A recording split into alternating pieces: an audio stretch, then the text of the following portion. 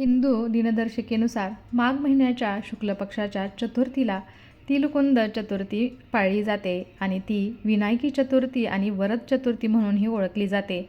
या दिवशी विशेषतः भगवान गणेश आणि चंद्राची पूजा केली जाते. हे व्रत पाळल्याने नोकरी व्यवसाय संबंधित जर समस्या असतील तर दूर होतात, तसेच मानसिक शांतीही मिळते, घरात सुखशांतीचे वातावरण राहते. तर 2026मध्ये गणेश जयंती म्हणजे माघी गणेश जयंती गुरुवार 22 जानेवारी 2026 रोजी साजरी केली जाईल. हे माघ महिन्यातील शुक्ल पक्षातील चतुर्थी तिथीवरती येते.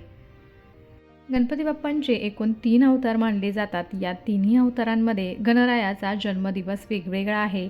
पहिला वैशाख पौर्णिमेचा, ज्याला पुष्टीपती विनायक जयंती असे म्हणतात. दुसरा भाद्रपद शुक्ल चतुर्थीचा, म्हणजेच घरोघरी तसेच सार्वजनिक मंडपात गणरायाचे आगमन आणि पूजन होते तो दिवस. तर तिसरा माघ शुक्ल चतुर्थीचा, अर्थात माघी श्री गणेश जयंतीचा दिवस होय. गणेश जयंती अत्यंत भक्तिभावाने आणि परंपरेनुसार साजरी केली जाते. या दिवशी श्री गणेशाचे व्रत करून विधीपूर्वक पूजन केले जाते आणि गणरायाच्या कृपेसाठी मनोभावे प्रार्थना केली जाते. माघी गणेश जयंतीला विनायकी चतुर्थी किंवा तिलकुंद चतुर्थी असेही म्हटले जाते. तर शास्त्रानुसार अधर्माचा नाश करून धर्माची स्थापना करण्यासाठी श्री गणरायाने कश्यप ऋषींच्या कुळात विनायक या नावाने अवतार घेतला आणि नरांतक राक्षसाचा संहार केला. म्हणूनच या पावन तिथीला विनायकी चतुर्थी म्हणून ओळखले जाते. या दिवशी सकाळी लवकर उठून तिळाचे उटणे लावून स्नान करायचं आहे किंवा स्नानाच्या पाण्यामध्ये आपल्याला थोडेसे तीळ टाकून स्नान करायचं आहे. हे केल्यामुळे ते शुभ मानले जाते.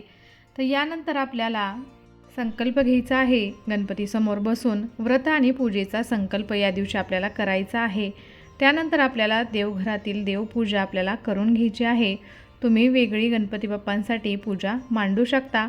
तर त्यासाठी आपल्याला छोटासा पाट घ्यायचा आहे. पाटावरती लाल वस्त्र अंथरून त्यावरती गणपती बाप्पांची मूर्ती किंवा फोटो आपल्याला ठेवायचा आहे.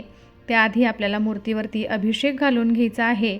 शक्य असल्यास गणपतीच्या मूर्तीवरती अभिषेक आपल्याला करायचा आहे. पाण्याने, पंचामृताने आपल्याला गणपती बाप्पांवरती अभिषेक करायचा आहे. अभिषेक करतावेळी मुखामध्ये श्री गणेशाय नमः, श्री गणेशाय नमः असा मंत्र जाप करायचा आहे किंवा वक्रतुंड महाकाय सूर्यकोटी समप्रभ निर्विघ्नं कुर्मे देव सर्व कार्येषु सर्वदा आपल्याला असा मंत्र बोलायचा आहे.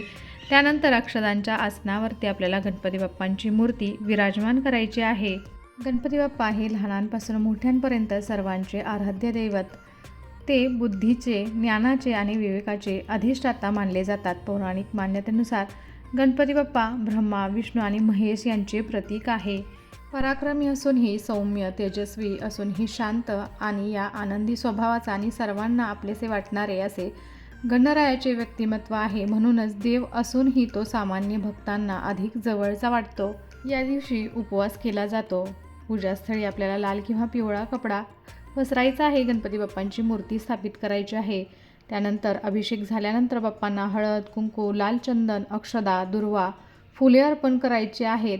धूप दिवा लावून आरती करायची आहे. तसेच भाद्रपदात उकडीचे मोदक गणपतींना अर्पण केले जातात. तर माघी गणेश जयंतीला तिळाचे लाडू नैवेद्य म्हणून दाखवले जातात. त्यामुळे बाप्पांना तिळाच्या लाडूचा नैवेद्य दाखवायचा आहे. या दिवशी गणपती अथर्वशीर्षाचे पठण केल्याने किंवा ओम गंग गणपते नमः या मंत्राचा जप केल्याने आपल्याला करिअर आणि व्यवसायातील अडथळे देखील दूर होतात. तर अग्निपुराणात या दिवसाबद्दल उल्लेख आहे की जो कोणी या दिवशी श्री गणेशाची विधिवत पूजा करतो त्याला मोक्ष प्राप्त होतो.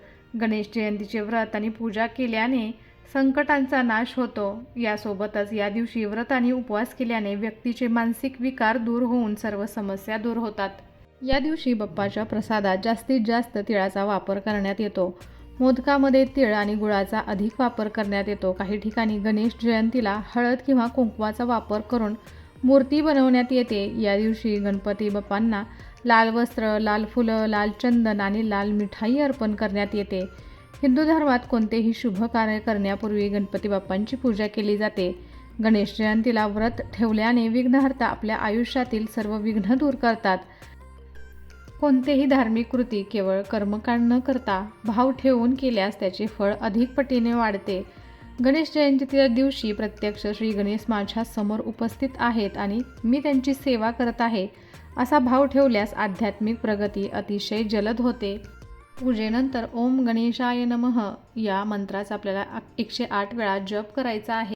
तर या दिवशी बरेच जण उपवास ठेवतात आणि फलाहार करतात. संध्याकाळी किंवा रात्री आरती करायची आहे. गरिबांना अन्न, तीळ, गूळ, कपडे दान करायचे आहेत. तर काही ठिकाणी मंदिरात विशेष पूजा, कीर्तन, प्रवचन होतात. महाराष्ट्रात मोठ्या मंदिरांमध्ये दर्शनासाठी या दिवशी गर्दी असते. तर या दिवशी आपल्याला गणेश पूजनासह महादेव आणि माता पार्वती, नंदी, कार्तिकेय यांच्यासह संपूर्ण शिवकुटुंबाची पूजा करायची आहे. साजूक तुपाचा दीपक आणि धूप प्रज्वलित करून गणेश मंत्र, गणेश चालीसा किंवा गणेश स्तोत्र किंवा गणेश चतुर्थी व्रतकथा आपल्याला वाचायची आहे. पूजा संपल्यावरती विधीपूर्वक आरती करायची आहे आणि शेवटी कळत न कळत झालेल्या चुकांबद्दल आपल्याला क्षमा मागायची आहे. आपल्या हिंदू संस्कृतीमध्ये पहिल्या पूजेचा मान गणरायाचा. कोणतेही कार्य असो, आपण गणपती बाप्पांची पूजा प्रथम करतो. हा विघ्नहर्त आहे, त्यामुळे आपल्या कार्यामधील प्रत्येक विघ्न ते दूर करतात. या दिवशी अनेक ठिकाणी तसेच काही घरांमध्ये 1.5 दिवसांसाठी गणपती बाप्पांचे आगमन होते. काही सार्वजनिक गणेश मंडळेही बाप्पांची प्राणप्रतिष्ठा 1.5 दिवसांसाठी करतात. या दिवशी श्री गणरायाची विधिवत पूजा करून व्रत केल्यास प्रत्येक इच्छा पूर्ण होते आणि जीवनात सुख समृद्धी कायम टिकून राहते असे म्हटले जाते. या चतुर्थीला विनायकी चतुर्थी किंवा तिलकुंद चतुर्थी का म्हणतात? महाराष्ट्रातील अनेक कुटुंबात श्री गणेशाची जयंती परंपरेप्रमाणे व्रत केले जाते. गणेश जयंतीच्या दिवशी गणरायाची मूर्ती आणून तिचे पूजन केले जाते. माघी गणेश जयंतीची विनायक चतुर्थी किंवा तिलकुंद चतुर्थी असे म्हटले जाते. गणरायाने नरांतक राक्षसाचा वध करण्यासाठी कश्यपांच्या कुटुंबात विनायक या नावाने अवतार घेतला, म्हणून ही विनायकी चतुर्थी आहे असे म्हटले जाते. मोदक हा बाप्पांचा आवडता नैवेद्य, पण माघी गणेश जयंतीला बाप्पांना खास तीळ साखरेचे किंवा तिळगुळाचे मोदक अर्पण करतात. षोडोपचार गणेश पूजन करून तीळ मिश्रित गुळाच्या लाडवाचा मोदकाचा नैवेद्य दाखवला जातो. दुसऱ्या दिवशी गणपती बाप्पांचे विसर्जन केले जाते. तर या तिथीला स्नान, दान, जप आणि होम केल्यामुळे या विघ्नविनायकाची कृपादृष्टी आपल्यावरती सदैव राहते, आपल्या कुटुंबावरती राहते. या मागी गणेश जयंतीच्या आपल्या सर्वांना हार्दिक शुभेच्छा आणि आपल्या सर्वांवरती त्यांची कृपादृष्टी आणि आशीर्वाद सदैव राहो हीच मनोकामना आहे. तर कसा वाटला तुम्हाला आजचा व्हिडिओ आणि आजची पूजा विधी मला नक्कीच कमेंट करून सांगा. आणि अशा छान छान आणि माहितीपूर्वक व्हिडिओसाठी पूजाच कॉर्नरला सबस्क्राईब करायला विसरू नका. त्याचबरोबर बेल आयकॉनही क्लिक करा, जेणेकरून तुम्हाला माझे नवनवीन व्हिडिओज असेच पाहता येतील. चला तर मग भेटूया असाच एका छानशा आणि माहितीपूर्वक व्हिडिओबरोबर. तोपर्यंत धन्यवाद. श्री स्वामी समर्थ.